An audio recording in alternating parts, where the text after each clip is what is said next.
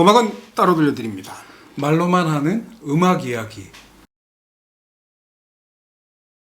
지난주에 마지막으로 얘기했던 곡은 키스 샤렛 트리오가 91년도에 마일스 데이비스 사망 이후 그에게 바치는 바이 바이 블랙버드라는 곡을 이야기했었는데요. 키스 샤렛 트리오, 키스 샤렛, 게리 피코, 잭 디조넷 이 세 분 모두와 함께 연주를 했었던 선배에 대한 어떤 추모의 마음을 슬픔 뭐 이런 게 아니고 오히려 더 열정적이고 생동감 넘치는 연주로 표현한 게 그렇게 인상적이었는데 131번째 꼬꼬무는 선배 뮤지션의 죽음에 그 예를 갖추는 또 다른 재즈 뮤지션의 음악을 골랐습니다. 피아니스트 빌 에반스가 사망한 이후에 기타리스트 팬 메서니와 그의 밴드 동료인 라일 메이스 건반 주자죠. 그러니까 피아노 주자. 그 연주를 골라왔는데요. 팬 메서니와 라일 메이스의 앨범인데요. 81년도에 발매된 앨범인데요. As Paul Wichita, So Paul's Wichita Pauls라는 아주 해석하기 어려운 제목의 앨범에서 September 15th라는 노래 부제는 Dedicated to Bill Evans라고 되어 있는데요. 9월 15일. 네. 그러니까 피아니스트 빌 에반스가 사망한 게 1980년 9월 15일인데요. 1929년생이시니까는 81년도에 돌아가셨으면 51살. 이제 한층 무르익은 그런 연주를 보여줘야 될 나이에 일찍 사망을 한 건데요. 그의 죽음을 두고 그의 친구인 진 리스라는 분이 한 말이 있죠. 세상에서 가장 긴 자살이라고. 그러니까 말년에 마음고생이 참 많았던 걸로 유명한데요. 전성기 때부터 약물 중독을 떨쳐내지 못했었고 그의 오랜 연인이었던 엘레인 슐츠라는 연인이 자살을 하게 되고 그의 친형이 그가 죽기 2년 전인 79년도에 또 자살로 유명을 달리해갖고 사랑하는 사람들의 죽음으로 인한 충격에 자신을 그렇게 방치해버렸다. 그래서 어쩌면 그의 죽음은 자살은 아니지만 세상에서 가장 긴 자살이라고 친구가 이 진 리스라는 친구는 뭐 작사가이기도 하던데 그분이 그렇게 표현을 했다고 할 정도로 말년에는 멘탈이 무너져 갖고 굉장히 힘들어 했었다고 하는데요. 생각해 보면은 그 빌 에반스의 음악에서 느껴지는 그런 어떤 극한의 서정성은 그의 그 여리디 여린 심성에서 기인한 게 아닌가 하는 생각도 하게 되고요. 실제 인생을 살면서 말년에는 그러한 아픔들을 이겨내기 힘든 게 아니었나 하는 생각도 하게 되죠. 어쨌든 팬 메서니가 그 빌 에반스의 부음을 들었을 때 팬 메서니 그룹의 동료인 라일 메이스와 팬 메서니는 그 노르웨이의 오슬로의 한 스튜디오에서 다음 앨범을 녹음 중이었대요. 그러다가 이제 빌 에반스의 부음을 들은 거죠. 그래서 이 두 사람은 이제 그 다음 앨범을 준비하다가 새롭게 곡을 한 곡 만드는데요. 빌 에반스에게 헌정하는 곡을 만드는데 그게 이제 이 September 15th. 그러니까 노래 제목 자체를 빌 에반스가 사망한 날, 그 부음을 들은 날로 정했고 부제를 빌 에반스에게 헌정함. 저는 이 앨범과 저만의 어떤 추억 같은 게 기억이 있는데 제가 이 앨범은 대학교 때 사실 우리나라에서 라이센스로 나온 LP를 사갖고 그냥 꽂아두고 별로 듣지 않고 있다가 조감독이 되고 나서 그러니까 한 90년대 중반 정도인데요. CD를 어떻게 또 구하게 돼갖고 그 CD를 포터블 CD를 항상 갖고 다녔는데 가방에 그 당시였어요. 90년대 중반에 이제 조감독이 그러니까 CF 조감독이라는 건 매일 밤을 새는 직업이라고 해도 과언이 아니었는데 항상 야근 후에 택시를 타고 집에 가는 경우가 많았는데요. 그 날도 새벽에 택시를 타갖고 포터블 CD에 CD 들어있고 이만한 헤드폰을 항상 가방에 들고 다녔는데 그걸 뒷좌석에서 이렇게 타고 이제 가고 있는데 아마 88도로쯤이었어요. 그날 굉장히 심한 안개비가 내리고 있었고 그러니까 바닥은 젖어 있죠. 비는 오죠. 안개비니까 뿌연데 그 뿌연 사이로 가로등 불빛이 쫙 있고 그러니까 굉장히 묘한 굉장히 아름다운 날씨였는데 그때 헤드폰에서 나오는 음악이 이 September 15th였죠. 근데 여기서 끝나는 게 아니라 그러다가 오늘이 며칠이지 하고 봤더니 9월 15일인 거예요. 자, 그러니까 9월 15일에 어, 9월 15일이란 제목을 들으면서 가는데, 그러니까 그날 그 순간 이후로 이 곡은 인생곡까지는 아니지만 이게 잊을 수 없는 곡이 되어버린 것 그러겠네. 같아. 그래서 9월 15일이란 날짜에 굉장히 큰 의미를 두고, 뭐 예를 들어 존 콜트레인이 블루 트레인을 녹음한 것도 57년도 9월 15일이다. 그런 거를 잊지 않을 만큼 9월 15일이란 날짜에 굉장히, 그러니까 약간 소름 돋았던 그런 기억이 있는데, 이 곡 이야기를 하면은 그냥 심플하게 이렇게 얘기할 수 있을 것 같아요. 굉장히 아름다운 곡이에요. 정말 아름다워. 예. 그러니까 이제 곡이 시작되면 라일 메이스가 신서사이저로 이렇게 싹 깔아놓는데 팬 메서니가 어쿠스틱 기타로 선율을 펼치죠. 아름답다는 말밖에는 저는 다른 표현은 못할 것 같고. 우리가 90년대 팬메서니에 미쳤었던 이유가 네. 정말 있어요. 정말 대단한 기타리스트야.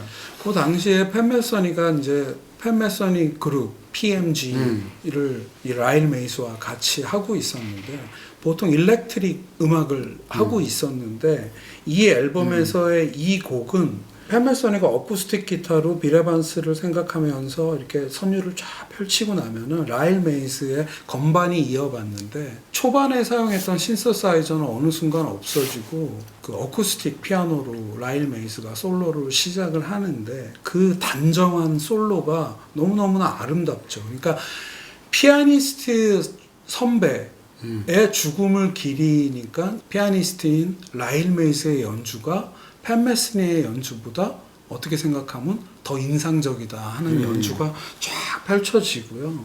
개인적으로 너무너무나 좋아하는 이 피아노 솔로인데, 특히 이 라일 메이스의 피아노가, 이 곡을 들어보실 분이 계시다면은 꼭 그 피아노 중반 이후에 연주를 한번 꼭 들어보셨으면 좋겠고요. 그 빌 에반스의 연주에 대해서 마일스 데이비스가 한 이야기가 있어요. 제가 한번 적어왔는데, 빌은 피아노 앞에서 아주 조용했습니다. 그의 연주는 맑은 폭포에서 떨어지는 상쾌한 물줄기 같았습니다.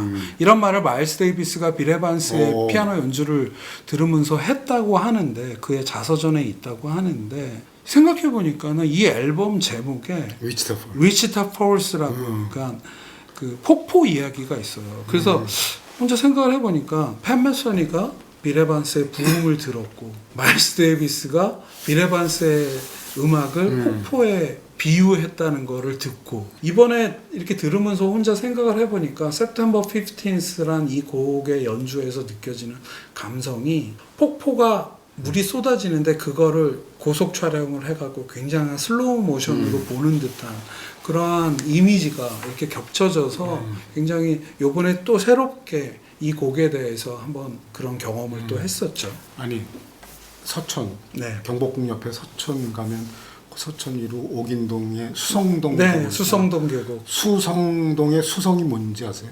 된 물수의 성? 소리성자야. 아, 소리성. 그러니까 그게 뭐냐면 수성동 계곡이 물소리가 그렇게 예뻐요. 그리고 정말 그래서 수성동이에요. 그래서 그 물소리 듣는 데가 따로 있어.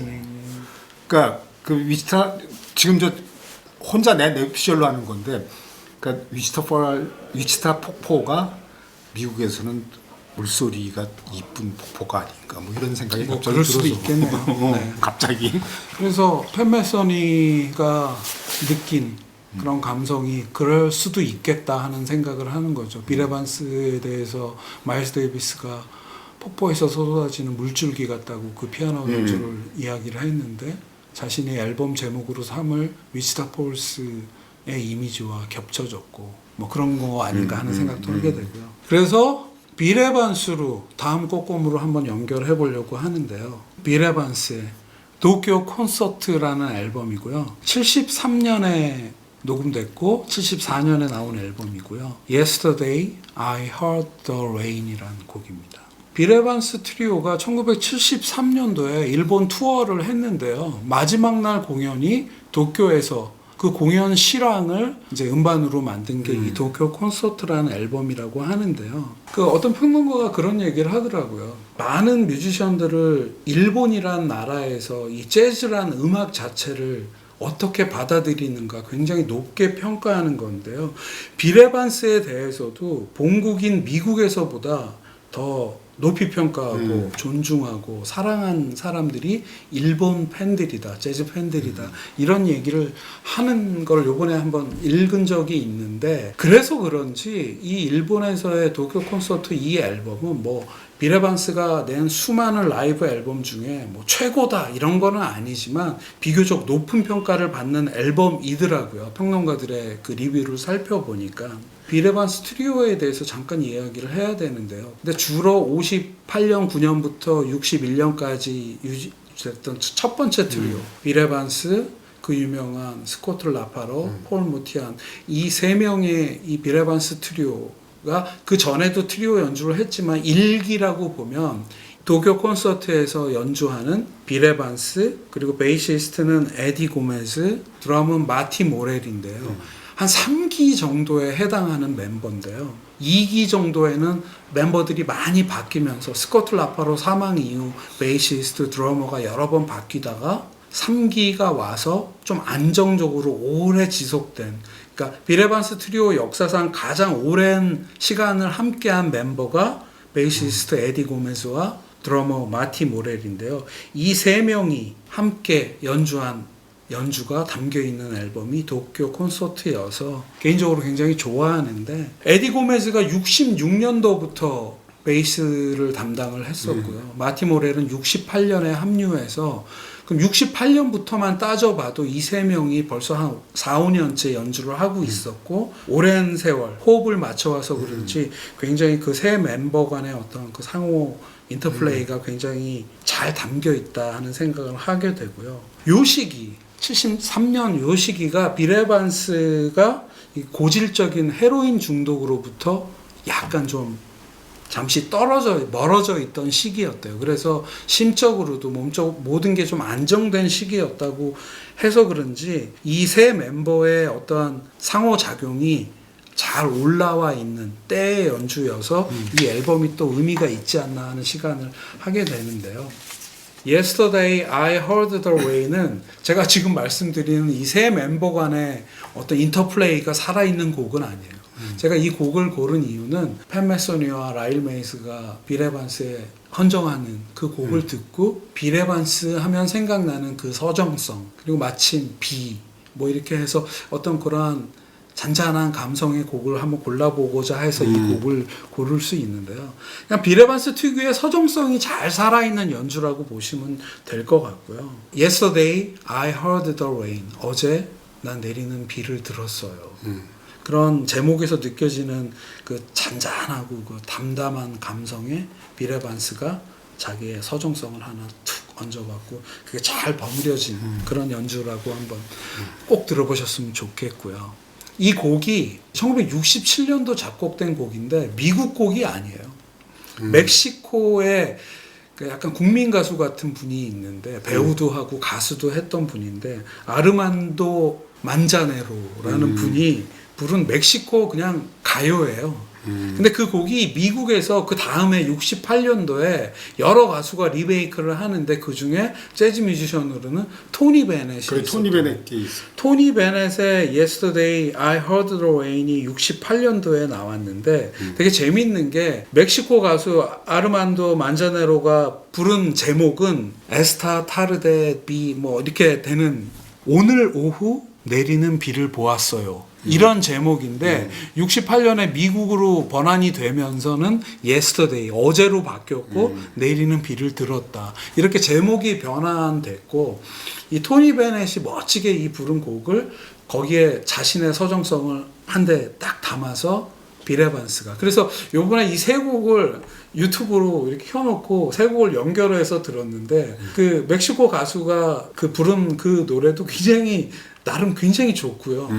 또 토니 베넷이 마치 가요처럼 일반 팝처럼 번안해서 부른 그 버전도 굉장히 좋고, 빌 에반스가 그 버전들을 다 내려놓고 자신이 해석한 대로 연주하는 이 3단계로 한번 들어보시는 것도 추천을 드리죠.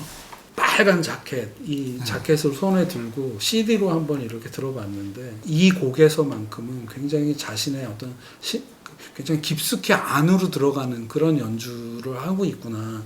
그리고 그게 굉장히 세련되게 느껴진다. 이런 생각을 했었고요.